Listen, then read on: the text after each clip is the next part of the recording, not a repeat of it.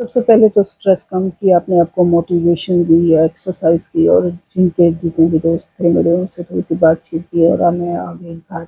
घर आने के बाद जी सबसे पहले मैंने काम किया, माश की दाल 1 किलो ले ली, 1 कटोरी जो थी वो मैंने मसूरों की दाल ले ली और 1 कटोरी जो थी वो मैंने चनों की दाल ले ली। इन सब चीज़ों को हमने 2-3 पानी धो के इसे 3 से 4 घंटों के लिए रख देना है ताकि दाल जो है वो हमारी डबल हो जाए। अब आप ये सोच रहे होंगे कि मैं क्या बना रही हूँ? मैं बना रही हूँ जी बड़े। मेरी बेटी की बर्थडे है, उससे पहले 2-3 वीडियो में जो मैं तैयारियाँ की हैं साथ-साथ आप लोगों के साथ शेयर कर रही हूँ। ये है जी फर्स्ट वीडियो और आपको इसमें बड़े और भलियाँ बनाने का दोनों का तरीका बता रही हूँ। ये रेसिपी अगर आप एक दफ़ा घर में ट्राई करते हैं तो आप बहुत अच्छी घर में ही दोनों चीज़ें तैयार कर सकते हैं। 3 से 4 पानी जो है वो धोने के बाद हमने पानी इसमें बहुत ज़्यादा नहीं डालना, कम पानी डालना है। अब इसको मैं रख देती हूँ ताकि ये जो है दाल डबल हो जाए और ये फूलने में ग्राइंड जब करें तो बड़ी ईज़िली ग्राइंड हो जाए। इसके साथ-साथ जो था मैंने नाश्ता भी बना लिया था, खुद भी खाया, बच्चों को भी खिलाया और साथ में शावर वगैरह लेके जो घर के काम थे वो कर लिए और 4 घंटों के बाद जब मैंने दाल देखी तो ये बिल्कुल परफेक्ट हो चुकी थी। अब आ जाती है जी ग्राइंडर की बारी। ग्राइंड करने के लिए मुझे 15 अदद जो थी वो चिली ले ली थी। इसको बाद में अगर हम बैटर में डालेंगे ना तो इसका कलर चेंज हो जाएगा, वो अच्छा नहीं लगता। अगर आप ग्राइंड करते हुए डालते हैं तो ये आपको पता भी नहीं चलेगा कि आपने चिली डाली है और तीखापन आ जाएगा।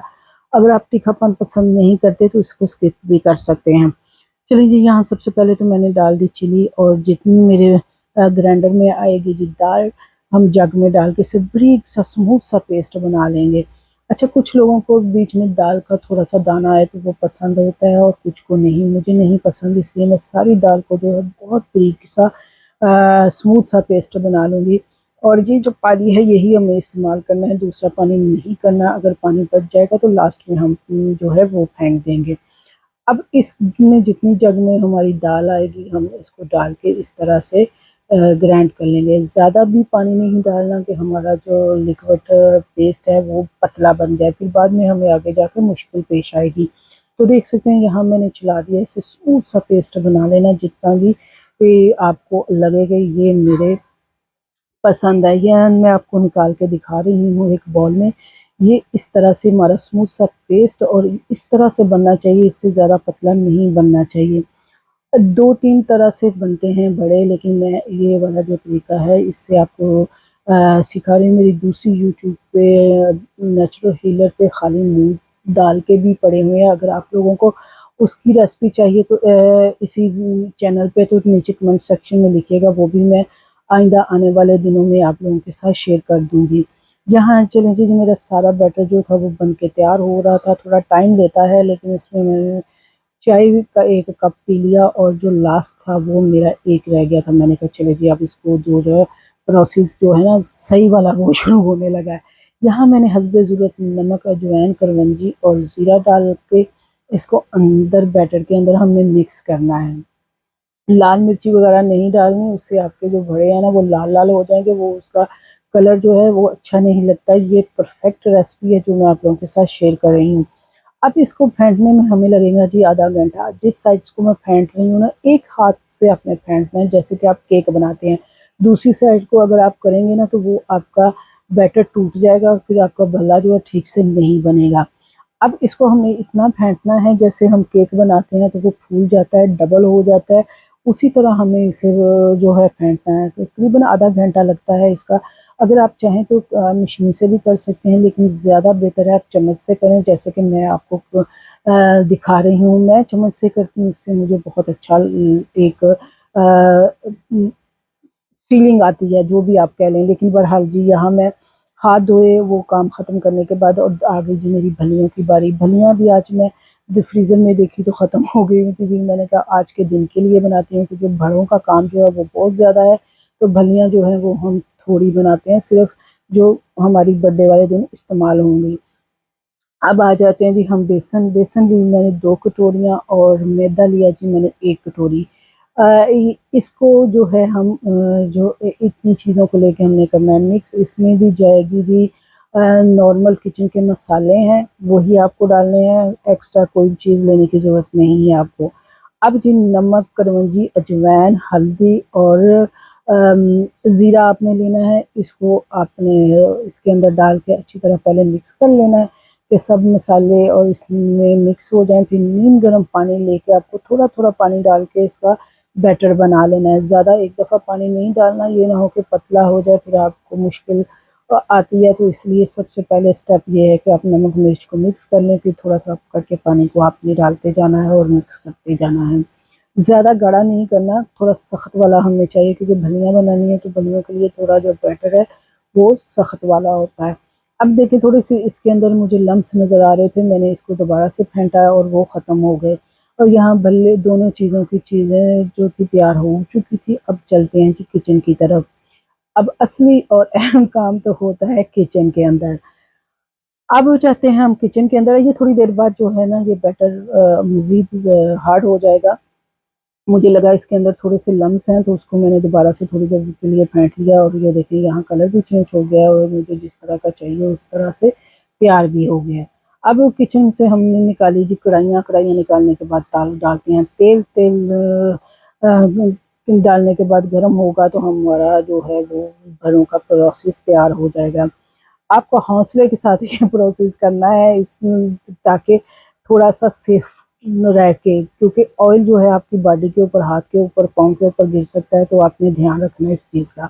अब मैंने एक कटोरी में ठंडा पानी ले लिया था और 2 चम्मच ले लिए थे कुछ इस तरीके से।